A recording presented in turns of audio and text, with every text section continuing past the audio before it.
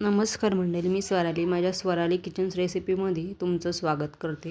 आज मी बनवणार आहे सुक्या कोलंबीची भाजी, त्याच्यामध्ये बटाटा आणि वांगं घालून. चला तर मग व्हिडिओला सुरुवात करूया आजच्या. त्यासाठी मी कढईमध्ये 1 चमचा तेल घेतलं आहे. 7-8 लसणाच्या पाकळ्या घेतल्या ठेचून.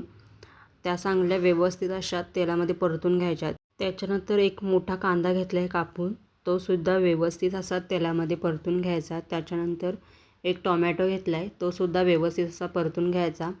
जोपर्यंत सॉफ्ट होत नाही तोपर्यंत परतत राहायचा. त्यानंतर मी घरचं लाल तिखट अर्धा चमचा घेतला आहे, काश्मीरी मिरची पावडर अर्धा चमचा घेतला आहे, पाव चमचा गरम मसाला, पाव चमचा हळदी पावडर आणि 1 मोठा चमचा धना जिरा पावडर वापरला आहे. ते पण मसाले व्यवस्थित असे मिक्स करून घ्यायचे.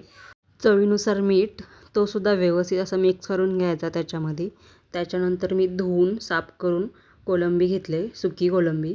1 वांगं घेतले कापून, 1 बटाटा सोलून कापून घेतला आहे. ते सुद्धा व्यवस्थित असे मसाल्यांमध्ये मिक्स करून घ्यायचे. जेव्हा पण सुक्या मच्छीचं काही पण बेत बनवतो त्याच्यामध्ये आम्ही कोकम किंवा आमसूल किंवा चिंच वापरतो. मी चिंच वापरले.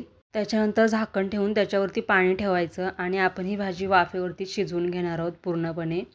मध्ये झाकण काढून हलवत राहायचं, म्हणजे खाली लागत नाही भाजी. अजून परत एकदा झाकण ठेवून मी 2-3 मिनटं भाजी शिजवून घेणार आहे. आता पूर्णपणे आपली भाजी शिजली आहे. बटाटा आणि वांगा दोन्ही पण व्यवस्थित असे शिजून गेलेत आणि कोलंबीसुद्धा. तुम्ही ही भाजी भाकरी किंवा भातासोबत सर्व करू शकता. आजची रेसिपी तुम्हाला कशी वाटली हे नक्की कमेंट करून सांगा. रेसिपी आवडल्यास लाईक करा, शेअर करा आणि सबस्क्राईब करायला विसरू नका. भेटूया नेक्स्ट व्हिडिओमध्ये. तोपर्यंत बाय.